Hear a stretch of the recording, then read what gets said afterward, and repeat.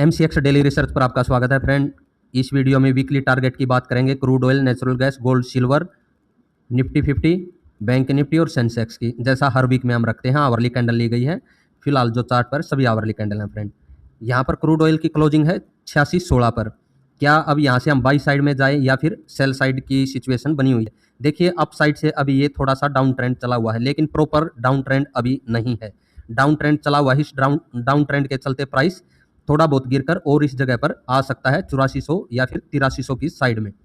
यहाँ पर संभल जाता है, ग्रीन कैंडल मिले, उसका हाई ब्रेक हो और फिर देखिए यहाँ से कोई भी पिछला जो स्विंग बना हो ना, उसके ऊपर प्राइस अगर निकलता है, वहां से हम बाई साइड की अपॉर्चुनिटी लेकर के चलेंगे आवरली कैंडल के साथ फ्रेंड, ठीक है। और पहला टारगेट ही उसमें हम वापिस से 86.20 और उसके ऊपर सस्टेन होता है आवरली कैंडल, तो फिर अगला टारगेट हमारा 8850 की तरफ रह सकता है फ्रेंड।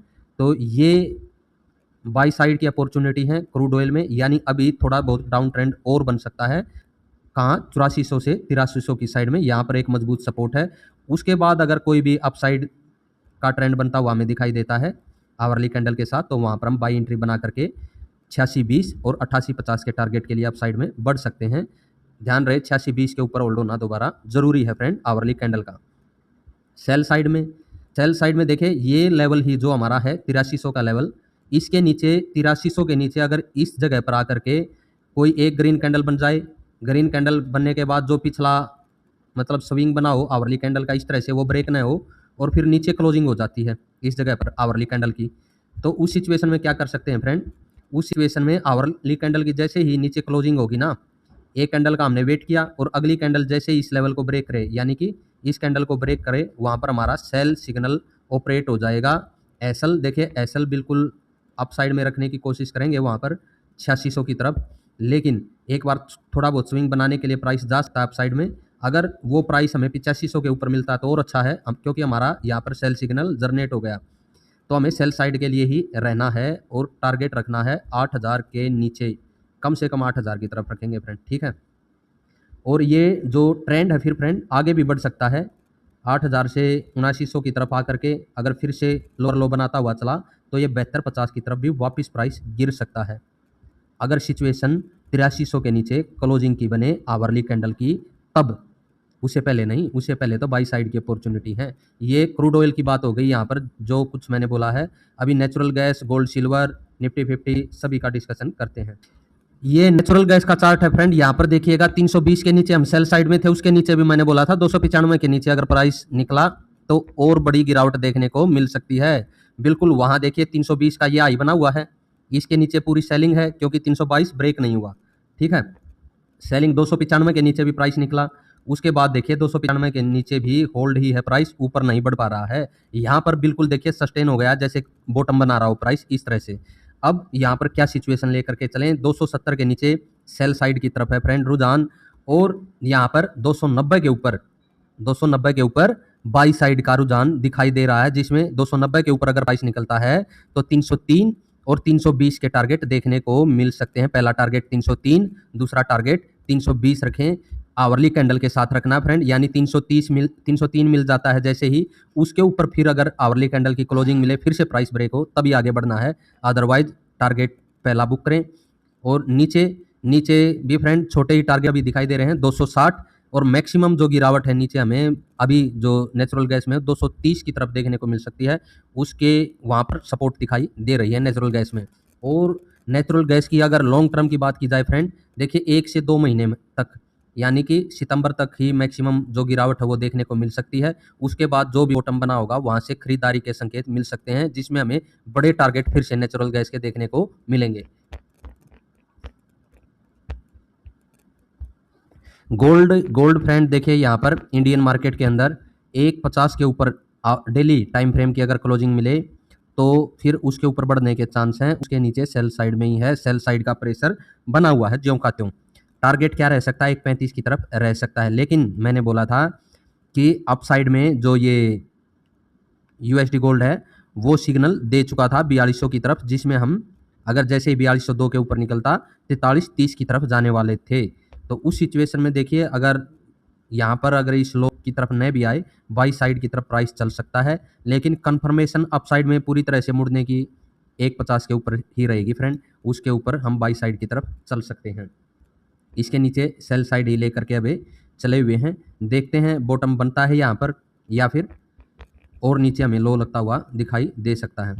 अगर यूएसडी गोल्ड से समझें फ्रेंड, देखिए यूएसडी गोल्ड के चार्ट के अंदर अभी डेली टाइम फ्रेम की सभी कैंडल हैं, यहाँ पर हमें देखिए लगभग जो ये 4400 की रेंज है, इसके ऊपर अगर प्राइस निकलता है तो बाई साइड में मुड़ने के संकेत हैं। उसके नीचे सेल साइड में प्रेशर बना हुआ है, अभी जो है 3950 का लो, ये भी शायद ब्रेक हो सकता है अगर इस साइड में प्राइस आ जाए। अगर बाई साइड में कब बढ़े 4202 के ऊपर बाई साइड में मुड़ने के चांस रहेंगे 4330 की तरफ।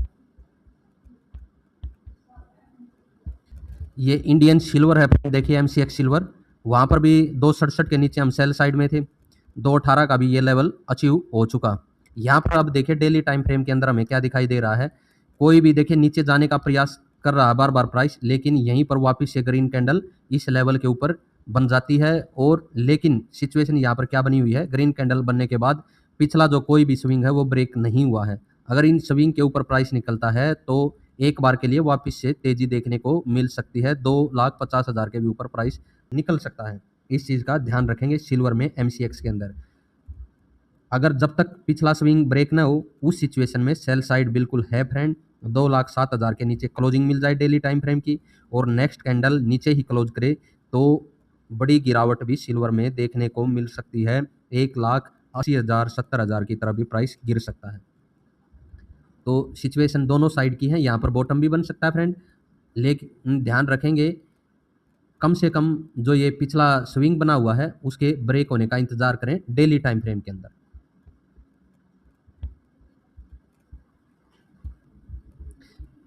देखिए यूएसडी सिल्वर के अंदर क्या कुछ प्राइस देखने को मिल रहा है, अगर ये जो देखिए 5455 का लो अगर वापस से ब्रेक करता है सिल्वर तो वो हमें $48 के समथिंग तक प्राइस आता हुआ दिखाई देता है। यहाँ पर सपोर्ट है फिर से फ्रेंड, वापस से तेजी, और ये तेजी बड़ी तेजी बनती हुई दिखाई दे सकती है, इस चीज़ का ध्यान रखेंगे। इसके ब्रेक होते ही सेल साइड में 50 से $48 हमें देखने को मिल सकता है।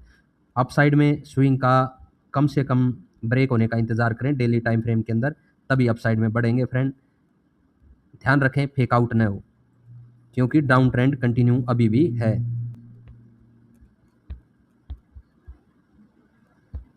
निफ्टी का चार्ट है फ्रेंड, डेली टाइम फ्रेम की कैंडल है, यहीं से समझने का प्रयास करेंगे। क्लोजिंग है 23,767 पर।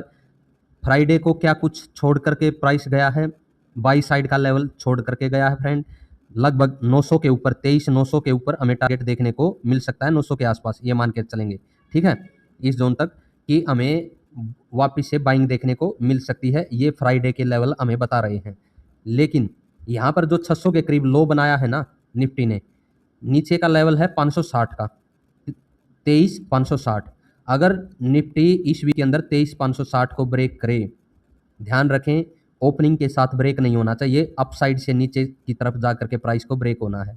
अगर इस सिचुएशन में प्राइस ब्रेक होता है तो फ्रेंड ये मान के चलेंगे 23,400 भी आएगा, और 10-20 पॉइंट और नीचे निकलता है 400 के तो ये डाउन ट्रेंड बढ़ सकता है फिर, ठीक है ना, 23,000 भी नीचे प्राइस निकल जाएगा, वापिस से प्राइस पिछले बॉटम की तरफ जाने का प्रयास करेगा, यानी डाउन ट्रेंड गहरा सकता है।